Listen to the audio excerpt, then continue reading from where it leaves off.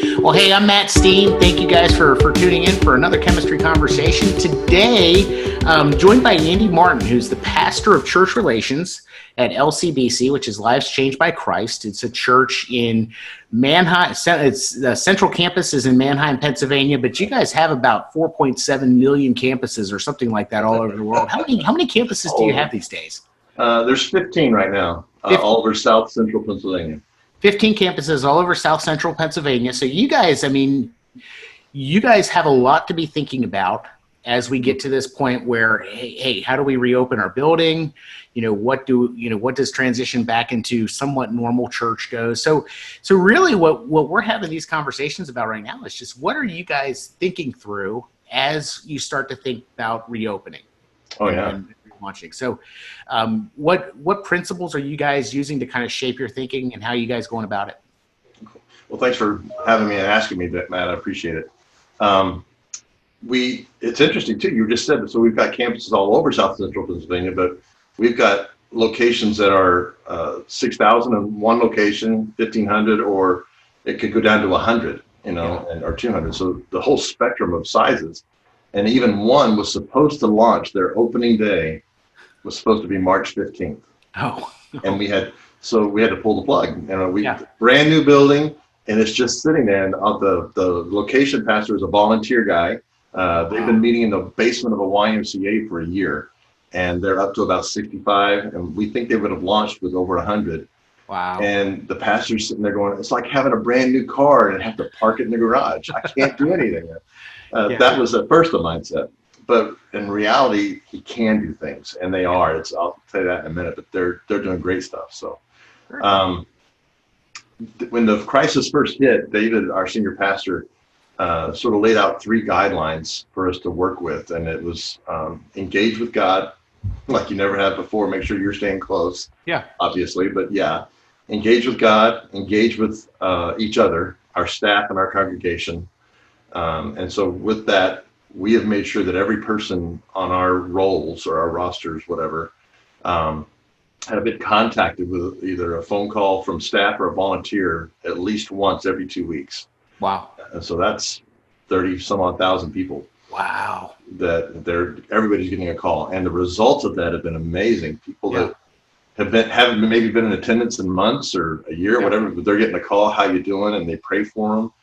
It's been great. The stories are just worth it. And this is a learning. We're saying, hey, we probably ought to be doing that all the time. So we'll keep that one. Engage with each other and the staff, the congregation, and then engage with the community. How can we make a difference out in our communities? And as you know, and everybody else knows, a lot of volunteer organizations aren't ready or can't receive waves of volunteers. They're just because of what the COVID is. So we haven't been able to do anything about it. So they've come up with unique ways of serving their community, from simply as calling the mayor and doing a Zoom call with the mayor and praying with them, to first responders, to food drives, to blood. We're doing some blood drives because the Red Cross is just hammered. And that's cool.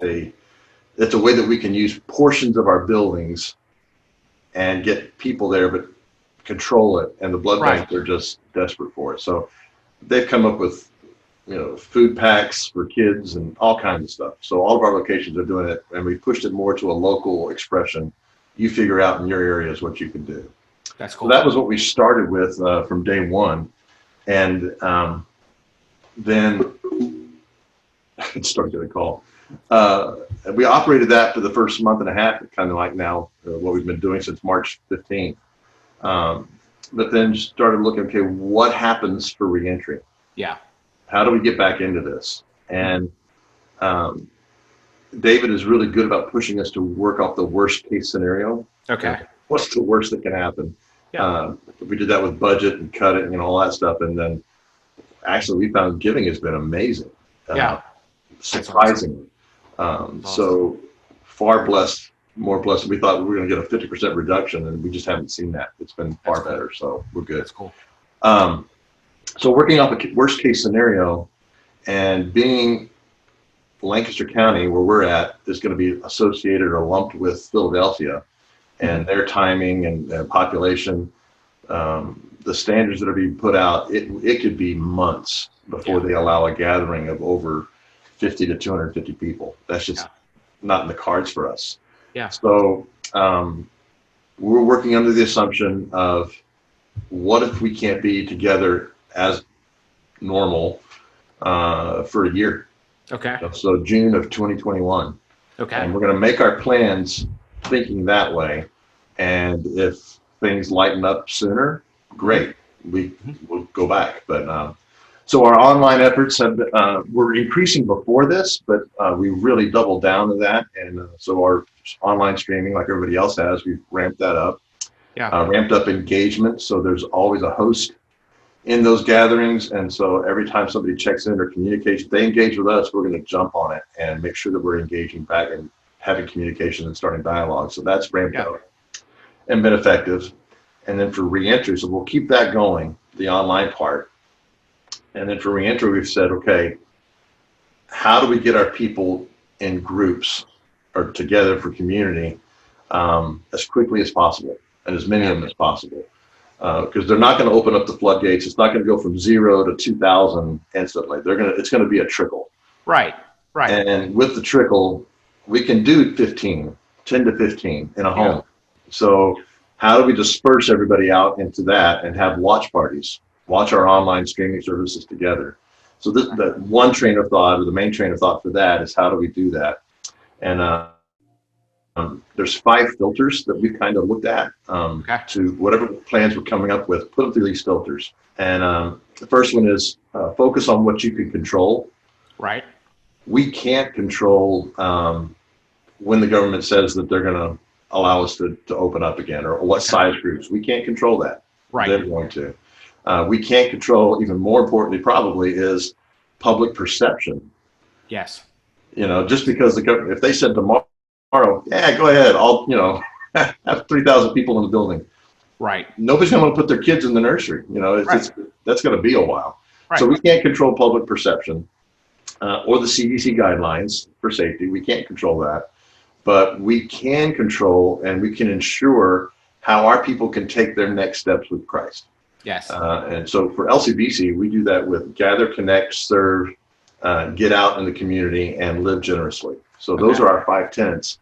And we can come up with ways for people to do all 5 of those things right now. We don't have to wait for the government to say, okay, you can meet. We can be doing all of those things. Right. So that's what we're working on. We're coming up with how can we do that, those 5 tenets right now with no large gatherings. Second thing is to keep it simple. Don't overcomplicate it. I'm a how person. So somebody else comes up with the what, and I start thinking of the hows and all the things that got to go with it. Right. So I'm having to resist some of that and say, you know what, just start a group. And when church planters do that, and when people start life groups, they don't think, oh, we got to have a nurse. They just meet, and adults take care of their kids. They're going to figure it out. We don't have to do that for them. People are smart. Yeah. So keep it simple. Don't overcomplicate things. And then work within your existing structures. That's our third filter. Okay. We've already got teams. We've already got systems in place. So how can we take those people, which leads to our fourth one, and maybe repurpose those existing teams? Mm-hmm. We've got folks who are hospitality, or they do greeters, they're door greeters, or they're traffic people. They've just got a mindset, they like people. Well, guess what? They could probably host a watch party at their house. Oh, yeah. Hey, just grab 8-10 people from your neighborhood or church, whatever, when they allow it, when the government says you can start meeting in groups of 15 or 20. Yeah. Okay, great. Have a watch party. And then, so then the fifth thing would be plan with the long term in mind. Okay. So whatever we're coming up with, hopefully it'll be still in existence after this is over. So to get out of the mindset of let's put on a Band-Aid just to get through this, just to get through this period. No, let's go ahead and plan for the long term, because we're not going to abandon online. Right. Kerry Newhoff said, I love his line. He said, everybody that you want to reach is online. Right. They're there. So why would, now that we've all had this refocus and we've all done this online thing, hey, we can go back to brick and mortar. Let's just forget this. Right, No, right, you're going to do both, right. So whatever our long-term plans are, how do we make it last? Yeah, What are our plans for now? How can we make them last long-term? yeah. So that's kind of what we're operating under right now. That's cool. So I like the fact that you guys are thinking worst case scenario. A lot of times in the church we're like, no, we're optimists and we got to, hopeful thinking. But I think it's wise because you can always open earlier. Right. But if you're planning on opening early and you cross that threshold and it's like, then now what? Then everything, you got to blow it up again. So I like that you guys are thinking that way. I like that you guys are looking around and saying, hey, how can we mobilize our people now in the small groups to, for evangelistic purposes, right? Our Oh, yeah. neighborhoods are going to be starving for community. Yeah. And if we get 4 or 5 people together for a watch party, instead of watching it online, just by yourself with your family, yeah, maybe we have to put clothes on to go to church now, but you get 6 or 7 people together, Yeah. and then yeah, that's incredible. I think that's a great way to be able to gain momentum coming out of this. So I think I was talking to a pastor out of Philly, it's Kent Jacobs, and he did an amazing thing. He toilet papered his neighborhood. I go, what? What do you mean you toilet papered your neighborhood? He put a roll of toilet paper in a baggie with a card that said his name and a little note saying, hey, thinking about you, praying for you guys. If you need anything, holler. that's cool. And he put one in every doorstep in his neighborhood. That's cool. It's a typical American neighborhood. He Yeah. doesn't know these people. Yeah. He's driving down the street, give him one of those, but they've not had conversations. They don't necessarily know all of their neighborhood. That's cool. But yet he said the amount of vulnerability that people are coming back with on those text messages, Yeah. it's unbelievable. I think people are open. They're starving for community, but they're also just open in this time of crisis Yeah. to spiritual things. And so the doorway is there if we just simply neighbor our neighbors. Yeah. If we love on them, I think the opportunities are there. That's awesome. That's awesome. Well, Andy, thank you so much for sharing this. I hope more and more churches will take advantage of the opportunities that we have in front of us right now. And Yeah. grateful for your time. Grateful for what you guys are doing at LCBC. So thank you for sharing with our churches.